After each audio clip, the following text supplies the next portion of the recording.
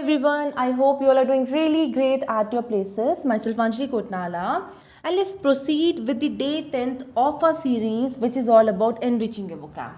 So the first word of the day is articulate. Okay, और जो articulate word है इसको memorize करने के लिए हमें इसके starting के जो 3 लेटर है उस पर ध्यान देना है, that is ART art. Okay, और जो लास्ट के लेटर है दैट इज़ CULATE क्यूलेट, इस पे भी हमें ध्यान देना है. We all have heard a word calculate. Okay, calculate और कुलेट, कैलकुलेट के लास्ट में भी आपका कुलेट वर्ड आता है. ओके, तो अब जब हम इसके लिए जो ट्रिक बनाएंगे दैट इज़ लाइक, अगर कोई पर्सन है whether he is a boy और she is a girl, okay, and if that person is having the art of speaking, ठीक है, उसके अंदर स्पीकिंग की आर्ट है प्लस उसके अंदर कैलकुलेशन की भी आर्ट है, मीन्स ही और she is very good in calculation, तो वो अपने आप को बहुत अच्छे तरीके से प्रेजेंट कर पाएगा.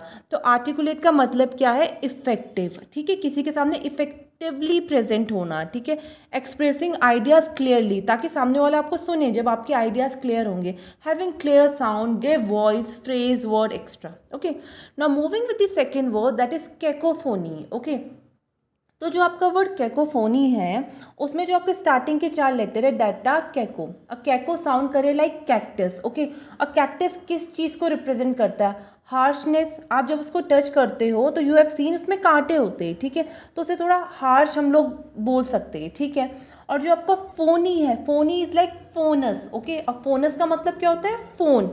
तो फ़ोन से क्या होती है? आपकी साउंड प्रोड्यूस होती है. तो यहाँ पे ये ओवरऑल मिलके क्या बना रहा है? Harsh sound. और हार्श को हम बोल सकते हैं इरिटेटिंग साउंड. तो कैकोफोनी का मतलब क्या हो गया? Unpleasant mixture of loud sound.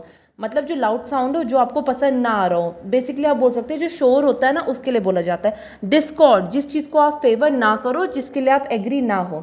Now moving with the third word that is cache. तो कैशे थोड़ा साउंड कर रहा है लाइक कैश. और कैश कैसी चीज़ है? जिसको हम लोग डिस्प्ले नहीं करते हैं, छुपा के रखते हैं. तो कैशे का मतलब क्या हो गया? Hiding place. Now moving with the fourth word that is bleak. और ब्लीक थोड़ा साउंड कर रहा है ब्लैक की तरह. ओके, अब जैसे आपको पता है डिफरेंट कलर होते हैं. ठीक है, तो जो ब्लैक कलर है उसको हम लोग किसका सिंबल मानते हैं? डिप्रेशन का, सैडनेस का, नेगेटिविटी का.